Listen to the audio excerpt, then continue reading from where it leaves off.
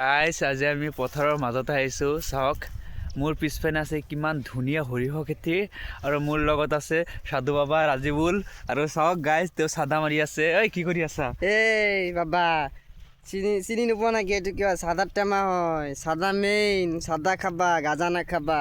হয় নেকি? অঁ, চাদা খালে কিবা ক্ষতি?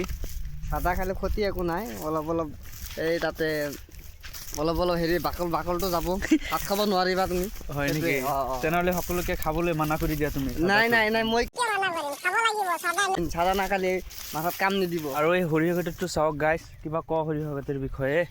মই নকওঁ, তই ক। সৰিয়হ খেতিটো চালে কিবা মনত পৰি যায় নেকি? হা হা গাইছ, এইটো আমাৰ প্ৰাকৃতিক আমাৰ যিটো গাঁৱৰ পৰিৱেশ। চাওক গাইছ, চাৰিওফালে মানুহে খেতি বাতি কৰিছিল আৰু ইফালে খেতি কৰিছে সৰিয়হ খেতি, পুখুৰী।